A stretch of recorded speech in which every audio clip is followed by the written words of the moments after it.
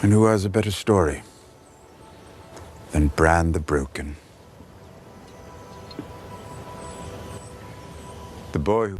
If you ask 100 Game of Thrones fans what pissed them off the most about Game of Thrones Season 8, I would put money on it that the two things they would bring up, more than anything else, is Dany burning down King's Landing and Bran the Boring ending up on the Iron Throne.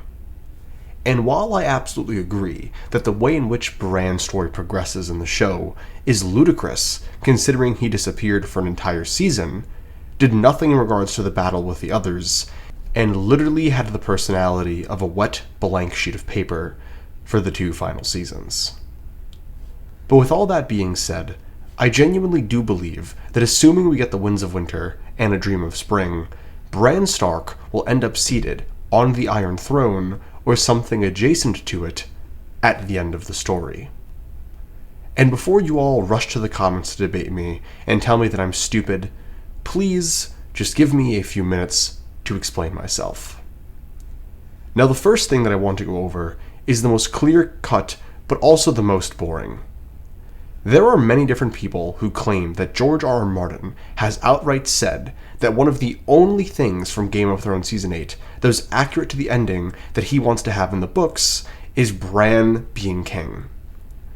I haven't been able to find any videos of him stating this specifically, but there are countless sources all claiming to have been told the same exact thing by George R. R. Martin. But with that out of the way, I want to actually get to some examples and reasonings from inside the text itself. And the first massive piece of evidence that I have for this theory is just simply Bran's opening chapter. Bran is the first POV in A Song of Ice and Fire, and George didn't just do this randomly. The decision to have Bran be the character to open up the story was very specific. Bran is the character who we first experience this world through, and not only that, but his first chapter is all about being taught how to lead. The opening chapter of A Song of Ice and Fire finds a young Bran Stark witnessing a beheading that his father must execute because he who passes the sentence must swing the sword. And this entire chapter is basically just one big learning experience for Bran on how to properly lead.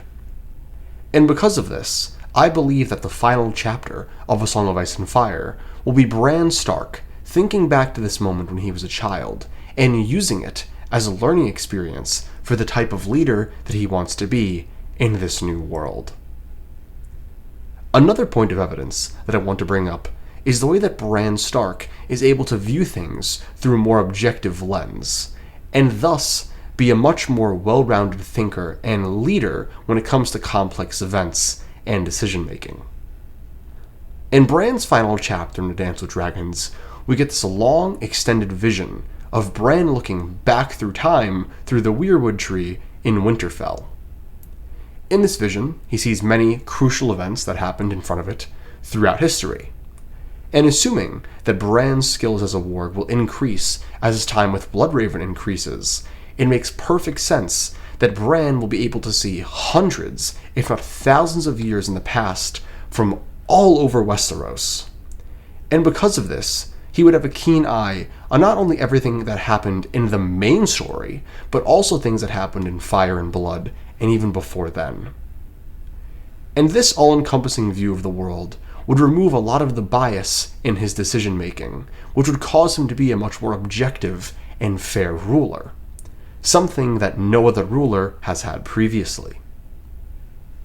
But with all that being said, I think the most important reason that Bran Stark being king makes sense is because thematically it works so well as far as being a solution to the issue of succession that George R. R. Martin has been trying to explain to the audience for over 25 years.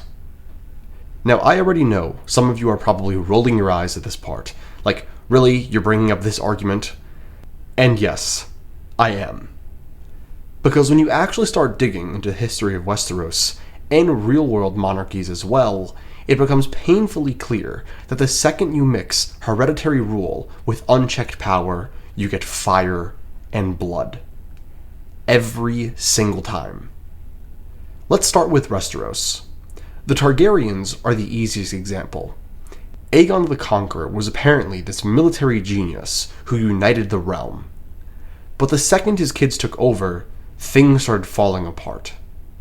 Maegor the Cruel literally murdered his own family members with dragonfire and blood magic in order to sit on the Iron Throne.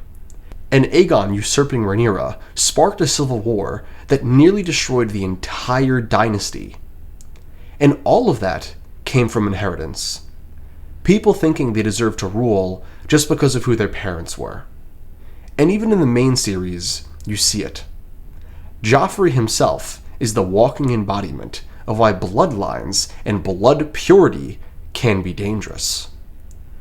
But if Bran can't have children, suddenly the whole system and whole problem would change. This would no longer be a dynasty. There won't be any more sons inheriting crowns that they didn't earn or deserve. There wouldn't be any more puppet kings being propped up because of their name.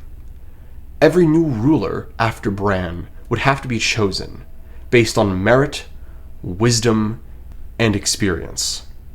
And that alone would be revolutionary for Westeros. And while the idea of electing kings isn't exactly democracy, it is closer to something functional than what we've been experiencing over and over in Westeros. And just to bring in some real-world history, since George R. R. Martin has gone on record saying many times that he draws from real-world history while writing his story, we just need to look quickly at the Roman Empire. The 5 good emperors, Nerva, Trajan, Hadrian, Antonius, and Marcus Aurelius. I'm not sure if I'm pronouncing those wrong or right. Please correct me in the comments if I mess them up.